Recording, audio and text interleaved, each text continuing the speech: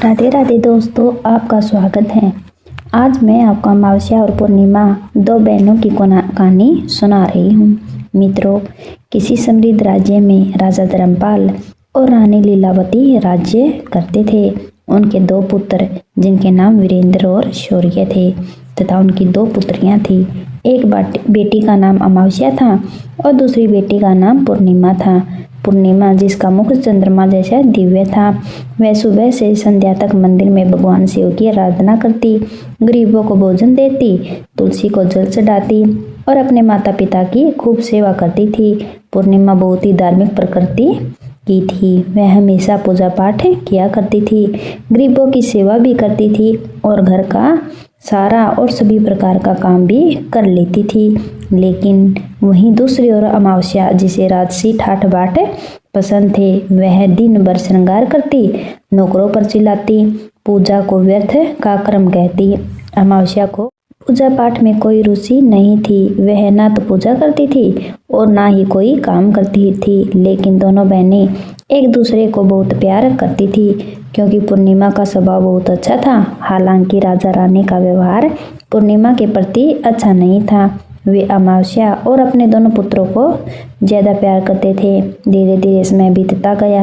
राजा रानी के बच्चे बड़े हो गए। फिर एक दिन की बात है, राजा ने अपने बेटों का विवाह कर दिया और अब बेटियों की शादी की बारी आई। तब सभी ने राजा से कहा कि इनका विवाह कर दीजिए। तब राजा ने कहा, हाँ, विवाह तो करना ही है। तब रानी ने राजा से कहा, महाराज, पूर्णिमा तो साधारण ब्राह्मण के योग्य है, इसे किसी गरीब के घर ब्याह दो। और हाँ, भूल से पूर्णिमा का विवाह किसी बड़े घर में मत करना, क्योंकि इसे तो भजन कीर्तन, पूजा पाठ और कहानियाँ सुनना पसंद है। अगर यह बड़े घर में गई तो यह सब नहीं कर पाएगी, इसलिए इसकी शादी किसी गरीब घर में ही कर दीजिए। तब राजा साहब ने कहा, ठीक है। फिर से रानी ने कहा, महाराज, अमावस्या भी तो विवाह के योग्य है। अमावस्या तो एक राजकुमारी जैसी है, इसके लिए भी वर देखिए और दोनों बहनों का विवाह एक साथ कर दीजिए। तब राजा ने पास के गांव के राजा के बेटे के साथ अमावस्या का विवाह कर दिया और उसी गांव के गरीब किसान के बेटे के साथ पूर्णिमा का विवाह कर दिया। जब राजा ने रानी को यह बताया तो वह बहुत खुश हुई।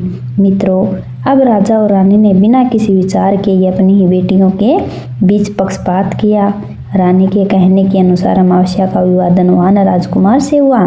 उसे सोना चांदी की पालकी, नौकर चाकर दिए गए।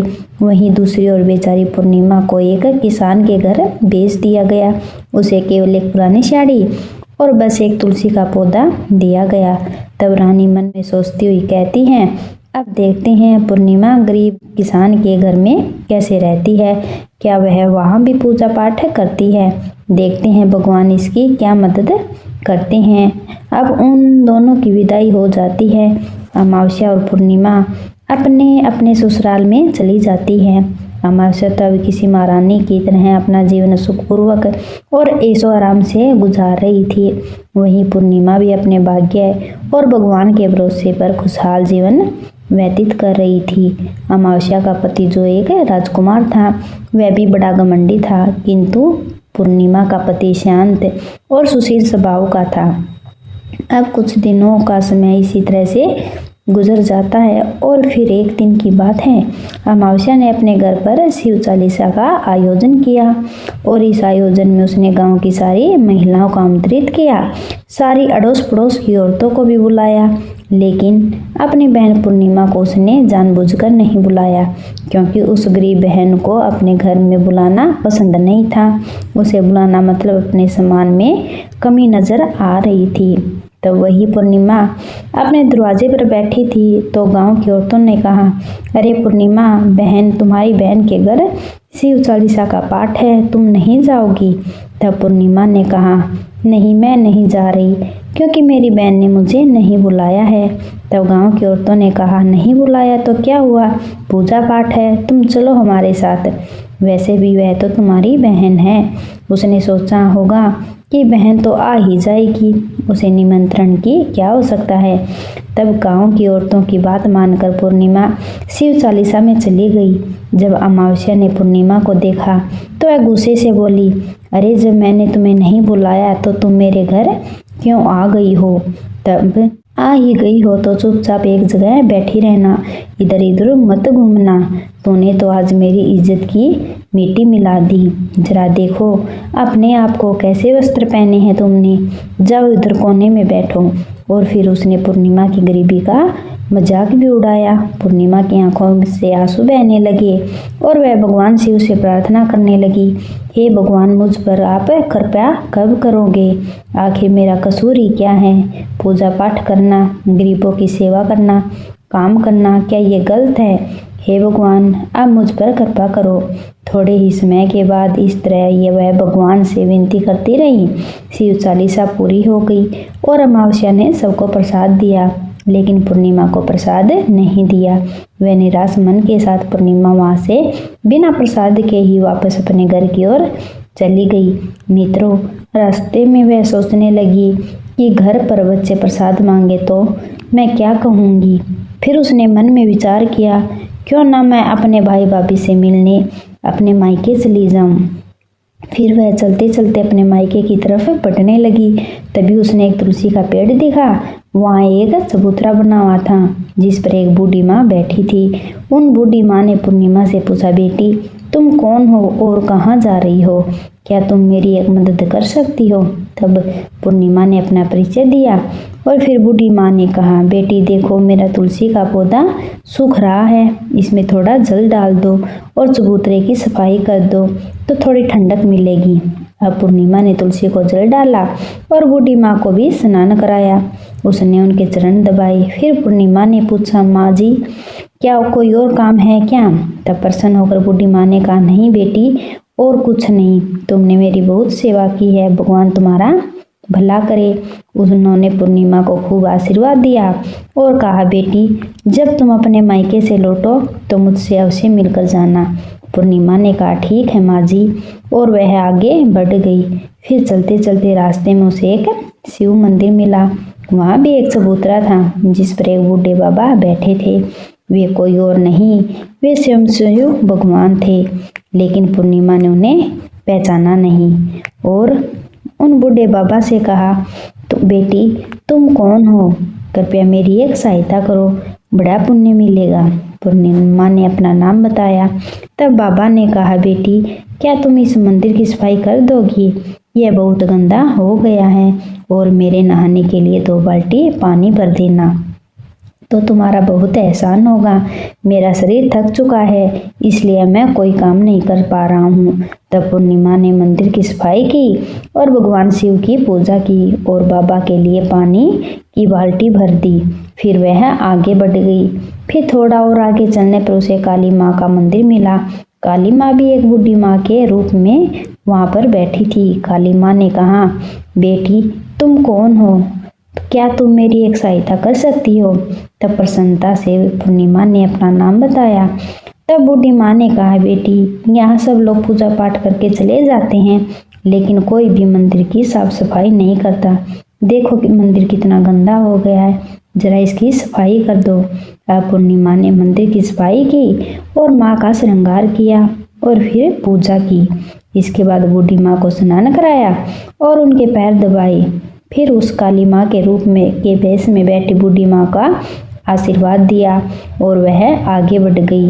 अब आगे चलने के बाद थोड़ी ही दूर चलने पर एक नदी मिली। वहाँ भी एक बूढ़ी माँ बैठी थी जो कोई और नहीं बल्कि स्वयं गंगा मैया थी। उन्होंने पूछा, बेटी तुम कौन हो? कृपया मेरी सहायता करो। तब पूर्णिमा ने अपना नाम बताया। तब गंगा मैया ने कहा, बेटी क्या तुम मेरी थोड़ी सेवा करोगी? तब पूर्णिमा ने गंगा मैया की भी सेवा की और आशीर्वाद लेकर आगे बढ़ गई। अंत में वह अपने मायके पहुंच गई। जब उसकी भाभीयों ने उसे देखा तो वे बहुत खुश हुई। उन्होंने पूर्णिमा का स्वागत किया और कहा, क्या बात है बहन जी, आज बहुत दिनों के बाद आई हो। तब पूर्णिमा ने कहा, हाँ भाभी, आज मन हुआ सभी को मिलने का तो चली आई। तब भाभीयों ने कहा, पूर्णिमा ने अपने मायके में भी सारे काम किए। उन सभी ने खुशी खुशी एक साथ भोजन किया और रात को अलग अलग विषयों पर बातें भी की। फिर अगली सुबह जब वह जाने को तैयार हुई तो भाभीयों ने उसे एक लाल साड़ी दी और कहा, इसे पहन लो और जल्दी जल्दी आया करो। बहुत दिनों बाद आई हो। तभी पूर्णिमा ने लाल साड़ी पहन ली और थोड़ा श्रृंगार कर लिया और एक भाभी ने उसे एक थैला भरकर उसे सामान दे दिया। उसे लेकर पूर्णिमा घर से निकल गई। मित्रों, चलते चलते रास्ते में वही नदी मिली जहाँ गंगा मैया बैठी थी। उन्होंने कहा, बेटी आ गई, अपने मायके से क्या लाई हो? पूर्णिमा ने थैला दिखाया और कहा, माँ जी, मेरी भाभीयों ने खूब सामान दिया है। तब गंगा माँ ने एक थैला निकाला और उसे पूर्णिमा के हाथों में देते हुए गंगा मैया ने कहा, बेटी यह लो, मेरी एक छोटी सी भेंट। यह बहुत भारी है, मैं इसे कहाँ रखूंगी, लेकिन याद रखना इसे रास्ते में मत खोलना, घर जाकर ही खोलना। तब पूर्णिमा ने कहा, ठीक है माँ जी, और वह आगे बढ़ गई। फिर थोड़ी ही देर के बाद वही काली माँ का मंदिर मिला। वहाँ भी बूढ़ी माँ ने पूर्णिमा को एक थैला दिया। अब उसके पास 3 थैले हो गए। फिर आगे बढ़ने पर वही शिव मंदिर मिला। वहाँ भगवान शिव ने उसे भी एक थैला दिया। अब 4 थैले हो गए। फिर चलते चलते वही तुलसी माँ मिली। उन्होंने भी एक थैला दिया। अब 5 थैले थे। जब पूर्णिमा अपने घर पहुँची तो उसने सभी थैले खोले। पहले थैले में खाने पीने की चीज़ें और कपड़े थे। दूसरे थैले में सोने चांदी के आभूषण थे। तीसरे थैले में धन संपत्ति थी। चौथे थैले में अनाज हुआ था और 5वें में महंगे वस्त्र थे। अब पूर्णिमा के घर में किसी चीज़ की कमी नहीं थी। वह खुशी खुशी रहने लगी। फिर एक दिन पूर्णिमा ने सोचा, क्यों न मैं भगवान शिव चालीसा का आयोजन करवाऊं, और उसने शिव चालीसा रखी और सबको बुलाया। वह न्योता देने के लिए अपनी बहन अमावस्या के घर भी गई। और फिर जब अमावस्या अपनी बहन के घर आई तो उसने घर पूर्णिमा में धन दौलत देकर आश्चर्यचकित रह गई। उसने पूछा, अरे बहन, अचानक से तुम्हारे घर में इतना धन दौलत कैसे आ गया? तब शांत स्वर में प्रसन्नता से पूर्णिमा ने कहा, देखो बहन, जिस दिन तुमने शिव चालीसा रखी थी तो मुझे नहीं बुलाया, फिर भी मैं बिना बुलाए तुम्हारे घर गई, लेकिन तुमने मुझे प्रसाद नहीं दिया। फिर मैं मायके गई और वहाँ से यह सब लेकर आई। अमावस्या ने कहा, अच्छा तो यह बात है, अब मैं भी जाऊंगी मायके, तुम भी मुझे डांटना और प्रसाद भी मत देना। तब पूर्णिमा ने कहा, अरे बहन, यह तो भगवान का प्रसाद है, मैं तो सबको दूंगी। लेकिन अमावस्या ने प्रसाद नहीं लिया और अपने घर जाकर बच्चों से कहकर मायके चले गई। अब चलते चलते रास्ते में वही तुलसी माँ मिली।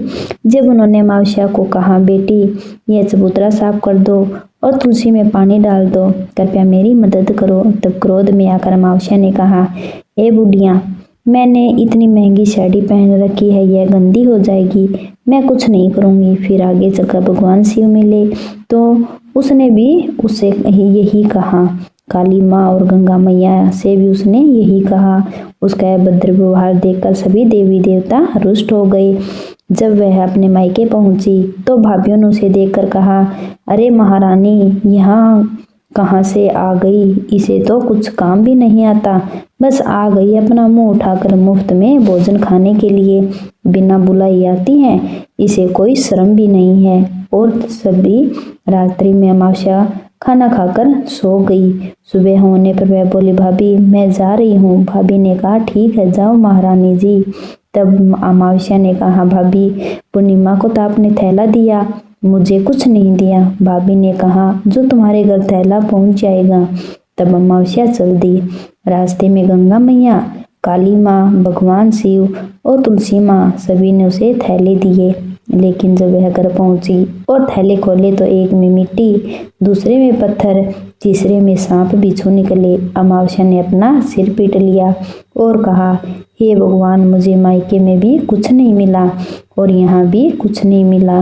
फिर वह दौड़कर पूर्णिमा के पास गई और बोली, तुझे इतना सब कुछ मिला, मुझे कुछ भी नहीं। तब पूर्णिमा ने कहा, मैं मायके जाती हूँ तो भाभीयों का काम करती हूँ, तुमने तो कभी भाभीयों की मदद नहीं की। तुमने गंगा मैया, शिव जी, काली माँ, तुलसी माँ सभी को ठुकरा दिया, इसलिए भगवान ने तुम्हें कुछ नहीं दिया और उनका अपमान किया। अब अमावस्या ने कहा, बहन, मुझे माफ़ कर दो, मैंने सदा ही तुम पर अत्याचार किए हैं, अब मैं भी भक्ति करूंगी। तब पूर्णिमा ने कहा, बहन, 3 सूत्र याद रखना, सदैव दूसरों पर दया करना, हमेशा और प्रतिदिन चालीसा पढ़ना। तीसरी बात, 108 बार ओम नमः शिवाय का जाप करना। इससे अब तुम्हारे सारे दुख दूर हो जाएंगे। घर आए लोगों की सेवा भी करना। अरे बहन, भगवान ने जो 3 सूत्र दिए हैं उन्हें प्रसाद के रूप में स्वीकार कर लेना और हृदय में बसा लेना। मैंने सच्चे मन से भगवान की पूजा की, सबकी मदद की, इसलिए मुझे सब कुछ मिला है। तुम्हारे पास जो भी था वह तुम्हारे अहंकार के कारण खत्म हो गया। अब अमावस्या अपने घर गई और पूजा पाठ करने लगी। वह भगवान से उसे माफ़ी मांगने लगी और धीरे धीरे उसके भी परिस्थिति बदलने लगी। तो मित्रों, जय हो भगवान शिव शंकर की। अगर आपको यह वीडियो पसंद आई तो कमेंट बॉक्स में कमेंट करके ज़रूर बताइए। साथ ही इस वीडियो को ज़्यादा से ज़्यादा शेयर कीजिए और कमेंट में सच्ची श्रद्धा से ओम नमः शिवाय ज़रूर लिखें। श्री शिवाय नमस्तुभ्यम। राधे राधे।